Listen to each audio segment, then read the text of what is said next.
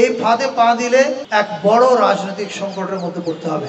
5ই August পরবর্তী সময় যখন আমাদের নামে প্রোপাগান্ডা চালানো হলো যে বাংলাদেশ শেষ, এটা ইসলামিস্টরা শেষ করে দিবে, এই দেশে এখন আর হিন্দু টিন্দু কেউ থাকতে পারবে না, তখন কিন্তু মাদ্রাসার ছেলেরাই তার সঙ্গে কথা বলেছেন ওনাদের সঙ্গে, এবং 14 তারিখে 14 তারিখে এটা বন্ধ হয়েছে, 23 তারিখে আবার এটা আয়োজিত হয়েছে।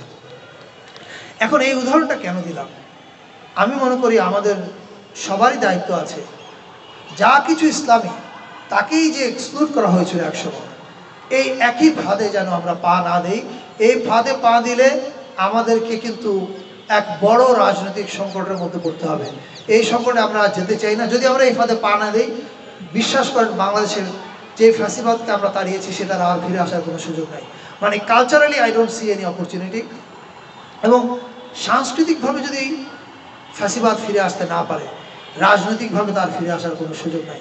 কারণ আওয়ামী লীগ যে ফ্যাসিবাদ কায়েম করেছিল, এটা মূলত সাংস্কৃতিক ফ্যাসিবাদের একটা রাজনৈতিক রূপ, এবং 24-এ আমরা যে বিপ্লব দেখেছি এটা মূলত একটা সাংস্কৃতিক ঘটনা।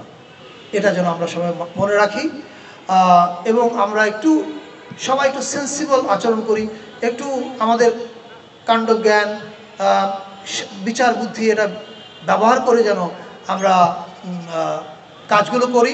তাহলে আমি বিশ্বাস করি বাংলাদেশে আর কোনো সাংস্কৃতিক এক্সক্লুশনের ঘটনা ঘটবে না। যেই বিপদের কারণে আজকে আল মাহমুদের বাড়ি নিয়ে দাবি তুলতে হচ্ছে, এটা দাবি তোলার ব্যাপার ছিল না। এটা স্বাভাবিকভাবেই রাষ্ট্র বা যে সরকার দায়িত্বে থাকে তাদের করা উচিত ছিল। আমি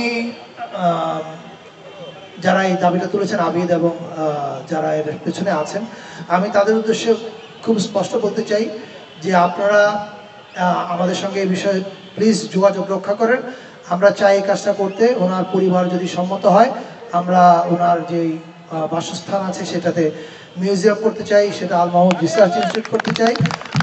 এবং এটা আমি জানি যে সরকার খুব স্লো মুভ করে, কিন্তু আমি খুব দ্রুত চলার মানুষ, ফলে আমি সরকারকে টেনে নিয়ে যেতে পারবো আশা করি, এবং এটা করা খুব এটা আমাদের দায়িত্ব। দ্বিতীয় যে ব্যাপারটা হচ্ছে সেটার ক্ষেত্রে আমার একই প্রশ্ন, কেন দাবি জানাতে হবে যে আল মাহমুদকে স্বাধীনতা পুরস্কার দেওয়া হোক? এটা তো রাষ্ট্রই উপলব্ধি করা উচিত। আপনারা নিশ্চয়ই আমাদের এবারের 21শে পদক যদি দেখে থাকেন, সেখানে দেখবেন যে আমরা আমাদের রাজনৈতিক সাংস্কৃতিক দর্শনটা বলবার চেষ্টা করছি, এবং এটা কোনো মনোলিথিক রাজনৈতিক বা সাংস্কৃতিক দর্শন না। এটা কোনো এক রকমের মানুষ এখানে পুরস্কার পেয়েছে তা না, এখানে অনেক রকমের চিন্তার সন্নিবেশ ঘটেছে, এটা দেখেছেন আপনারা। স্বাধীনতা পদকেও নিশ্চয়ই তাই ঘটবে, আপনারা আমাদের উপর ভরসা রাখতে পারেন।